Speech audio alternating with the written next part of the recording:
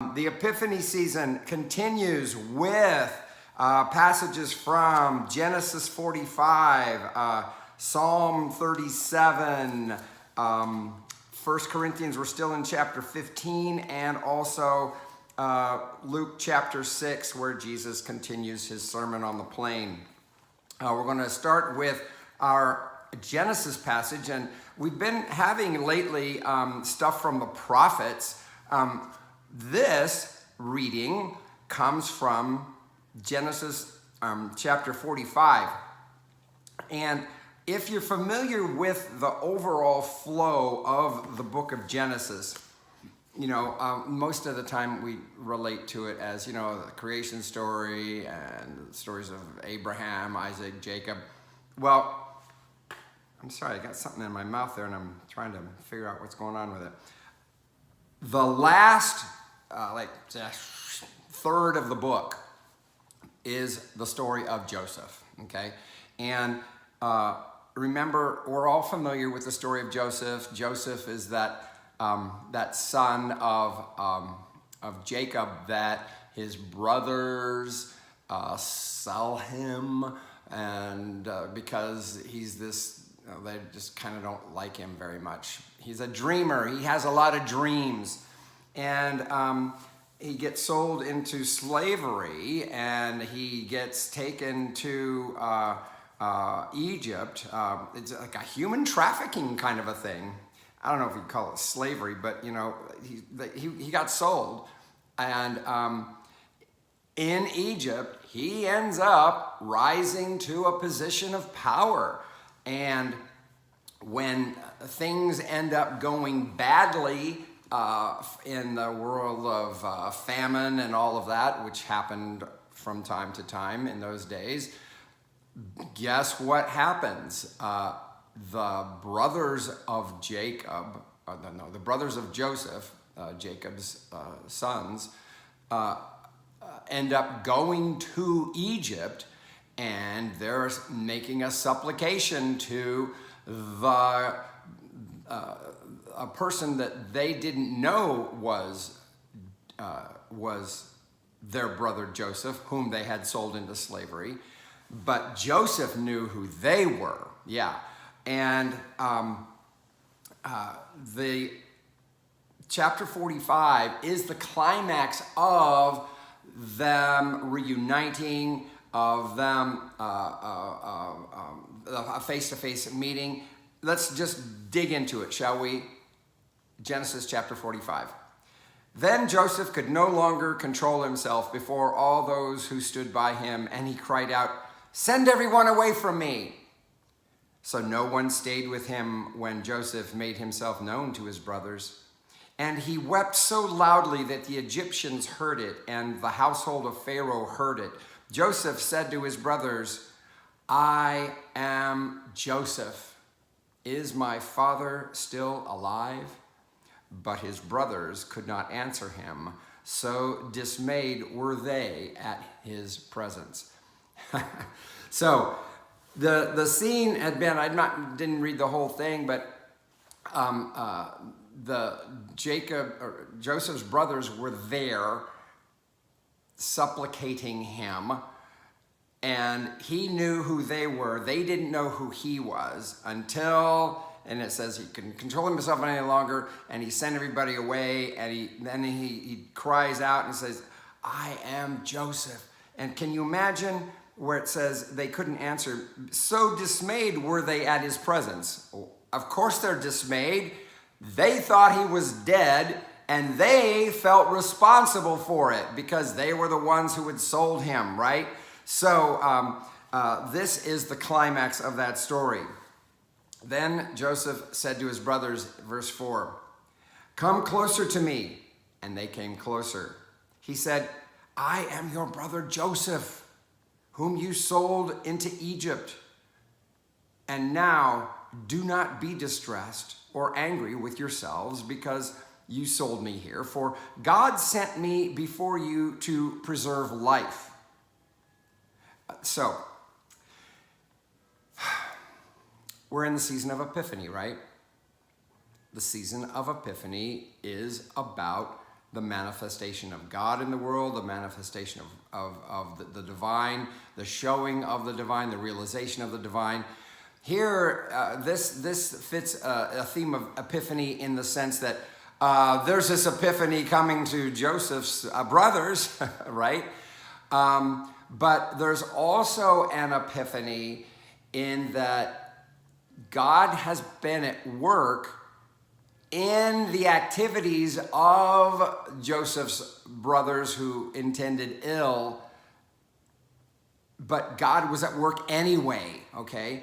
And in this moment is when it's realized, oh, God's hand was in that all along. Because this is in the narrative that we get from chapter 37 on with regard to Joseph, the narrative that we get is not a whole lot of, oh, and then God did this and God did that and God spoke to this person and God made this happen or God made this possible. And no, we don't have any of that. It's just a big, long narrative of what happened. And in this chapter is when we get the epiphany, or the epiphany comes to all of the readers of the story that, oh, God was in this all along.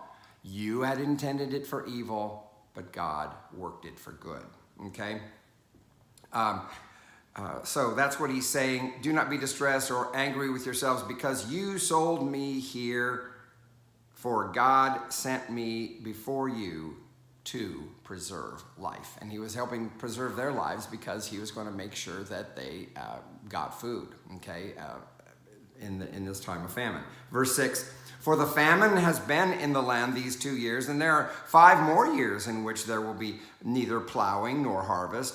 God sent me before you to preserve for you a remnant on earth, and to keep alive for you many survivors.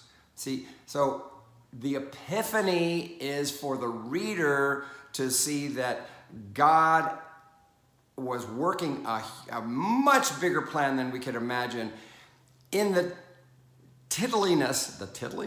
the pettiness of our things that we do as human beings, where we're doing them out of being selfish. The epiphany is, oh, wow, God can even use that. Wow. We don't always realize that God is at work in some of those little things, right?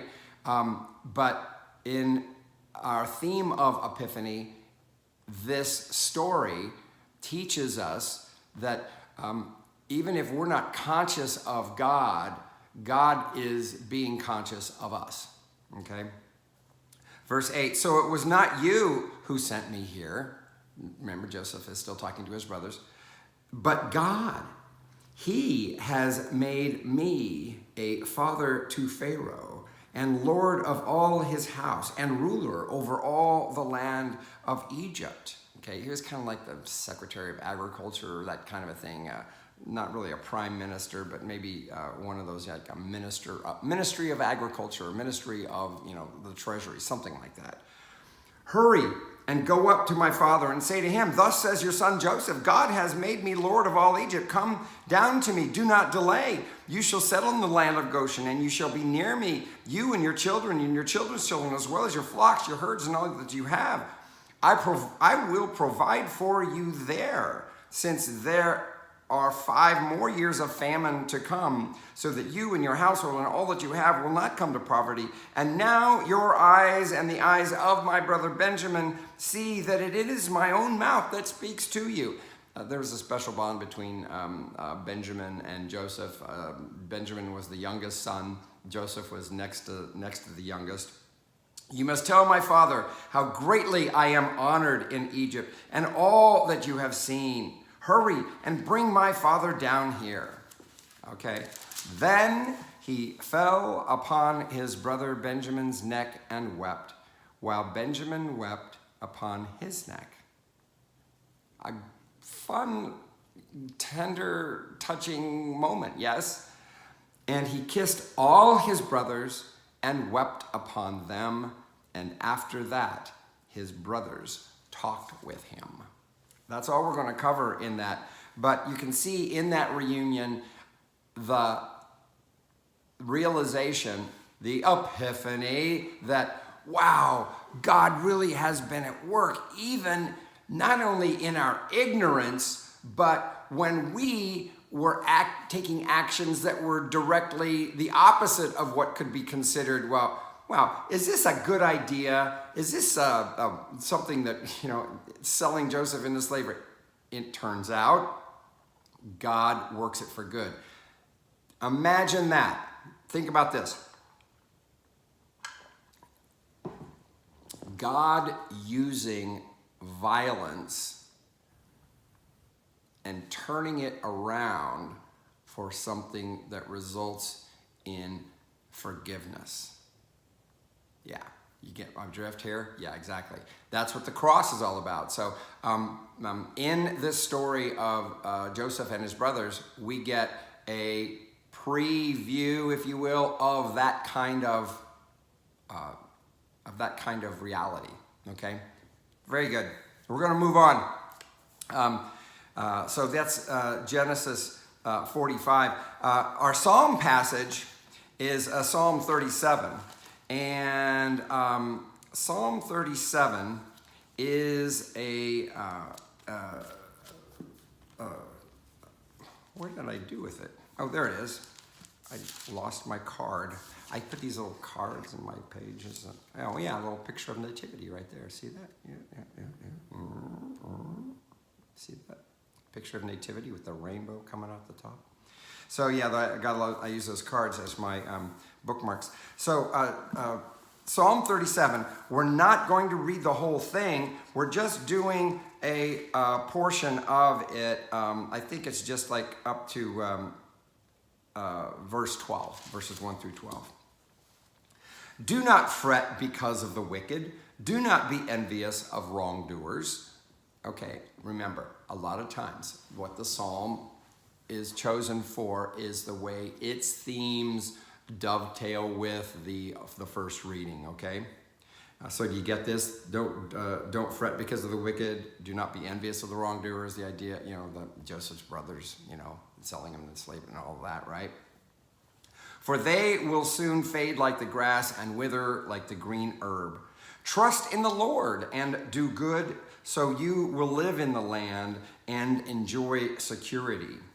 Take delight in the Lord. Okay, this thing about trusting in the Lord, doing good, living in the land, enjoying security, this is what we are called to do regardless of our judgments / perceptions / whatever we got going on with evildoers who appear to be winning, who appear to be gaining the upper hand. Take delight in the Lord, verse 4, and he will give you the desires of your heart. Commit your way to the Lord. Trust in him, and he will act. What's interesting about the Joseph story is we didn't get a whole lot of piety from Joseph, by the way. Joseph's communications with God came through dreams. There were a lot of dreams going on in Genesis with Joseph and his what brought him to power in Egypt was his ability to dream. That's also what got him in trouble with his brothers, their jealousy over that. Joseph the dreamer, okay, that kind of thing. So the way God spoke, it wasn't plain, it wasn't, the narrator never had to say that. The dreams were evidence that God was present and with Joseph in what he was doing. Commit your way to the Lord, trust in him, and he will act. Verse 6 now, he will make your vindication shine like the light and the justice of your cause like the noonday. You see that? Joseph's situation, just play it out, play it out, play it out. Do what you know there is to be done, and guess what? The justice of your cause will, like the noonday, your vindication will shine like, it's like you don't have to work at it, it's actually going to happen on its own, okay? If we just carry through. Be still before the Lord and wait patiently for him. Do not fret over those who prosper in their way, over those who carry out evil devices. Refrain from anger and forsake wrath. Do not fret. It leads only to evil. For the wicked shall be cut off, but those who wait for the Lord shall inherit the land. We don't see a whole lot of inheriting the land. This is a precursor, if you will. You know how one of the Beatitudes of Jesus is, blessed are the meek, for they shall inherit the earth. Yeah, well, here, inherit the land, those who wait for the Lord. This is actually, blessed are the meek, for they shall, yeah, that is basically a restatement of the same psalm, okay? Verse 10, yet a little while, and the wicked will be no more. Though you look diligently for their place, they will not be there. But the meek shall inherit the land. There you go. The meek shall inherit the land. That's blessed are the meek, for they shall inherit the earth. That's what the Beatitude is in Matthew. But the meek shall inherit the land and delight themselves in abundant prosperity. That's it. Oh, no, verse 12. The wicked plot against the righteous and gnash their teeth at... No, I don't think it... I think it's just do verse 11. So you see how this psalm, it dovetails with the experience of Joseph and the providence of God. Yes? Okay, we're moving on. Moving on to our 1 Corinthians chapter 15 passage. And then we'll go back to Luke chapter 6. In it, Paul has been talking about the resurrection, okay? Last week, he was saying, how can you possibly say there's no resurrection? If you say there's no resurrection, then Christ hasn't been resurrected. So there's got to be a resurrection. Here he is going into more logic of it. Verses 35 to 38, and then we're going to pick up again in verse 42 to 50. 1 Corinthians 15, 35. But someone will ask, how are the dead raised? With what kind of body do they come? Fool, what you sow does not come to life unless it dies.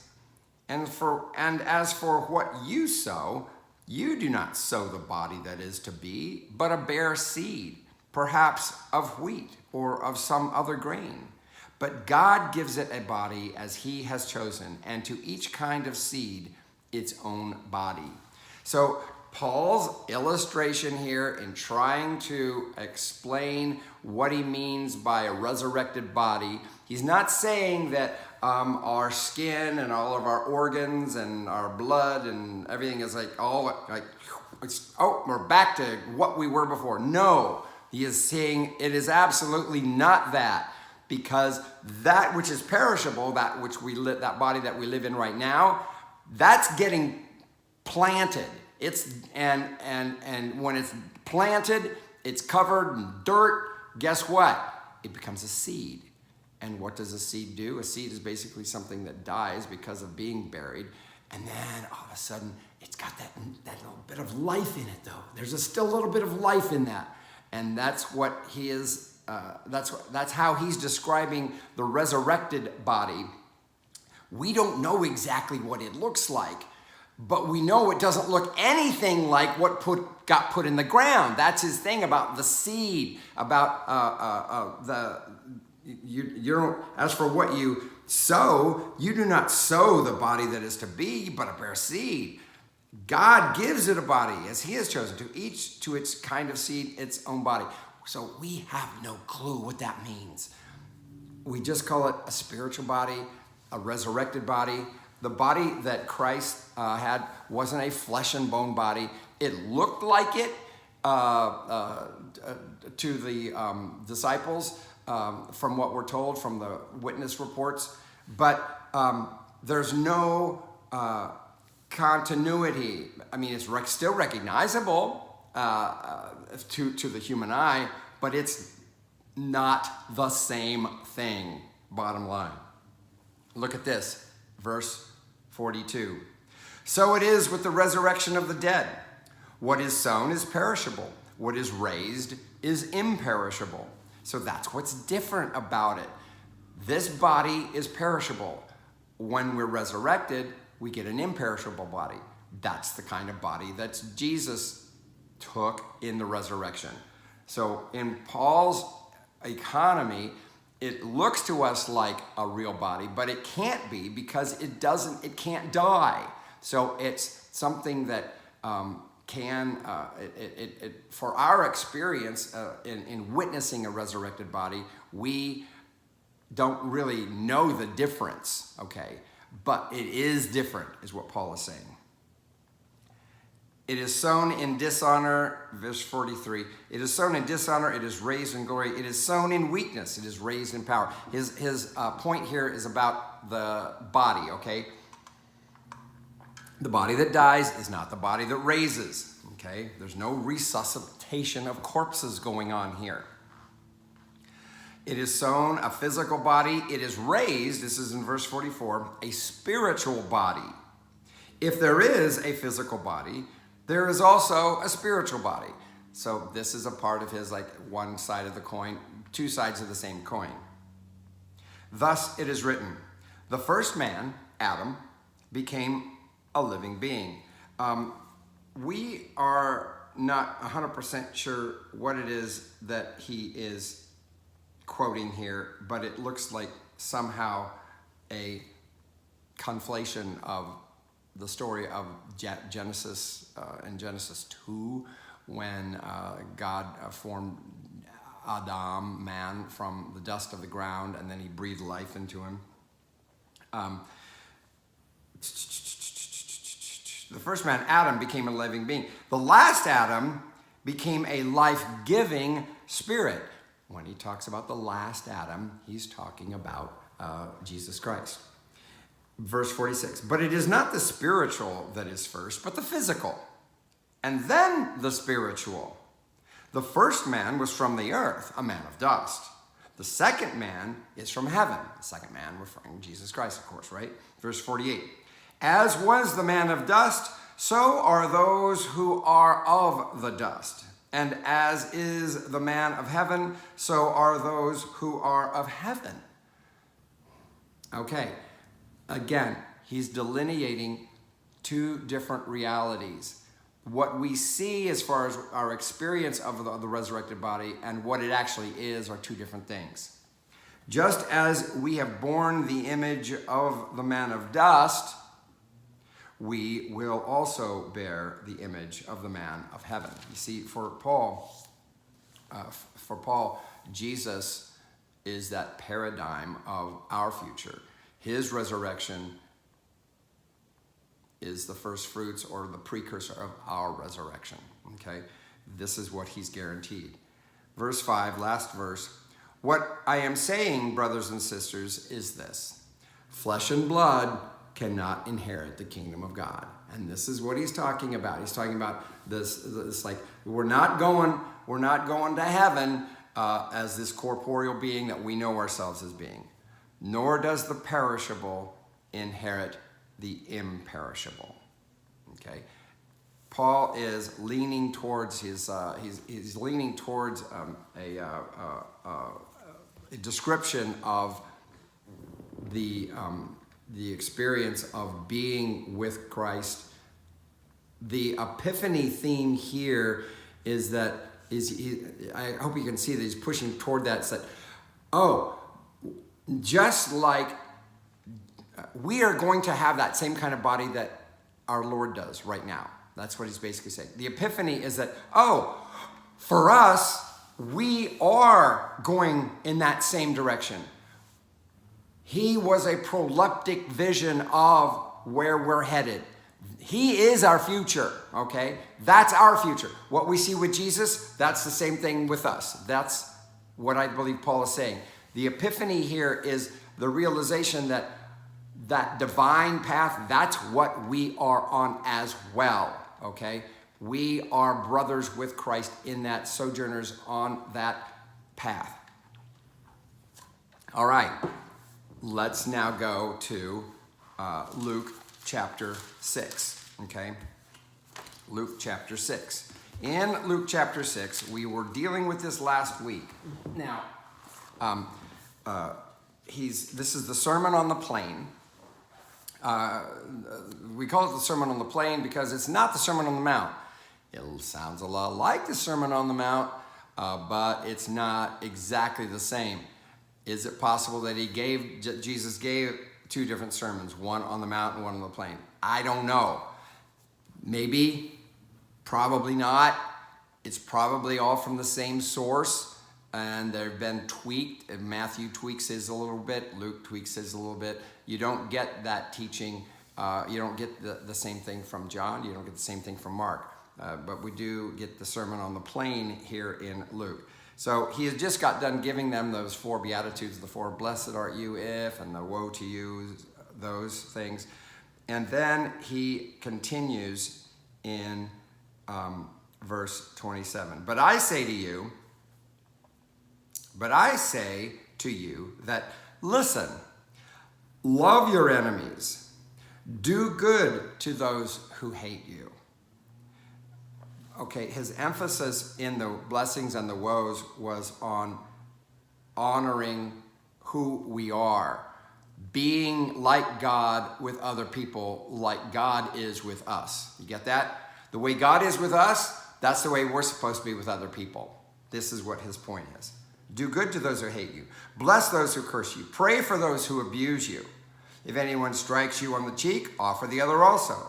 And from anyone who takes away your coat, do not withhold even your shirt. Give to everyone who begs from you. And if anyone takes away your goods, do not ask for them again.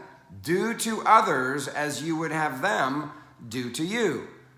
This is Luke's version of the golden rule, right? So I hope you're getting this point. He is saying that we never get to use somebody else's ill behavior as an excuse for us to behave badly, okay? We like to do that. Well, if that's the way it's going to be, then I'm going to do this, you know. Jesus says, no, that's not the way we do this. Verse 32, if you love those who love you, what credit is that to you? For even sinners love those who love them. If you do good to those who do good to you, what credit is that to you? For even sinners do the same. If you lend to those from whom you hope to receive, what credit is that to you? Yeah, I had a friend once say, she was doing me a favor by making some photocopies, a lot of photocopies when I was doing my dissertation. But there was a specific way it had to be done. And I gave her all these instructions, and she was so good about it all. And I said, I feel so badly about about the way it's got to be and how many. She said, here's what she said. I'm doing you a favor. Now, if I don't do it the way you need it to be done, it's not a favor, is it? There you go.